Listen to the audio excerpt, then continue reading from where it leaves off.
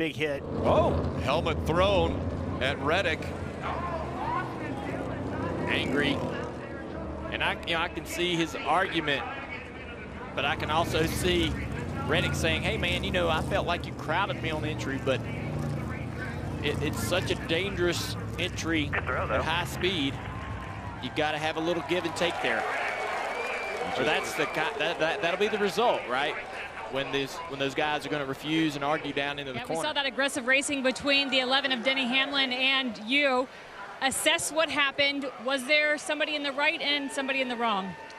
Well, first off, just really proud of my team to even get us in position to race for a win. I mean, we got spun early, and car wasn't the same after that, but they played the strategy really well to get us up there. So just unfortunate, but I've been cost a lot of good finishes by him throughout my career, and I know he says I race a certain way, but I don't think I've ever had to apologize to him about anything. So, not that I'm sure he's going to say sorry after this, but is what it is. So,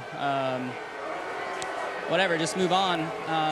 Try to go to, I don't even know where we're at next week, Richmond, I think, and I guess we won there earlier this year, so trying to get a good run in. But thanks to the crowd here in Pennsylvania. I got a lot of support here in PA, so always love coming here.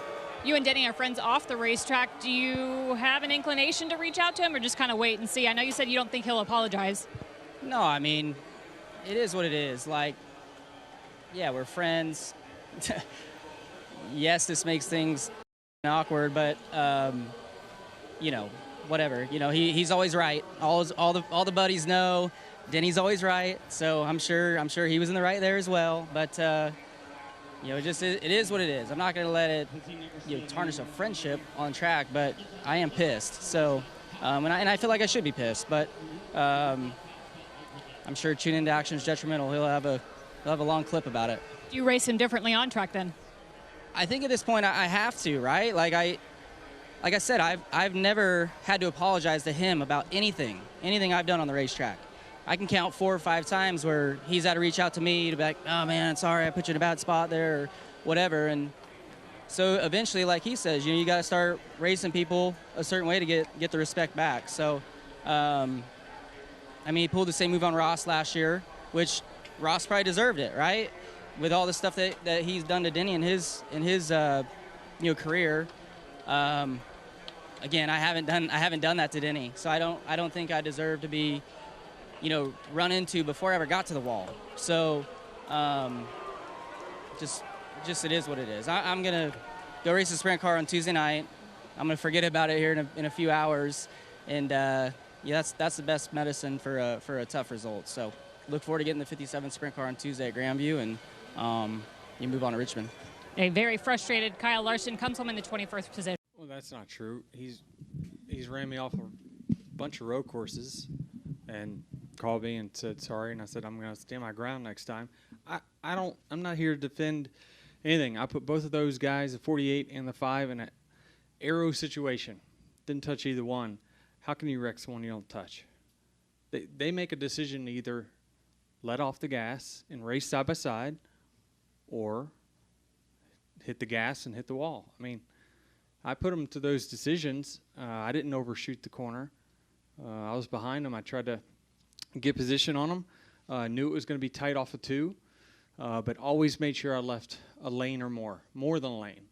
It's the same. These next gen cars, for whatever reason, you get in that spot near the car on the outside, it sends them very tight. It just tightens their aero balance. Everyone knows it. Kyle is one of the best aero blockers in our field.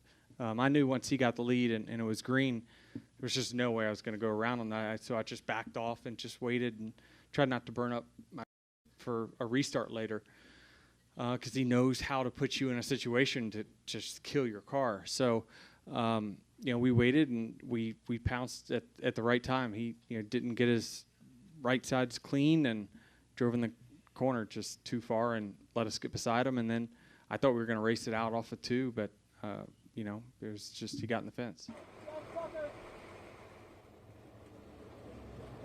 fucking truck to it. Put the truck to the fucking thing. Come here. What do you want? Hook the thing up. We're pushing. What I do you can't to push get it. long? Come here. Come here. I can't drive it. I need a tow truck. What tow? You want to be hooked? Pull me in. Hook. Hook it up. Lift it up. Hook it up. God damn it, you stupid son of a bitch. We're going to hook you from the rear and take you to pit road. Yeah, that's what I've been asking for.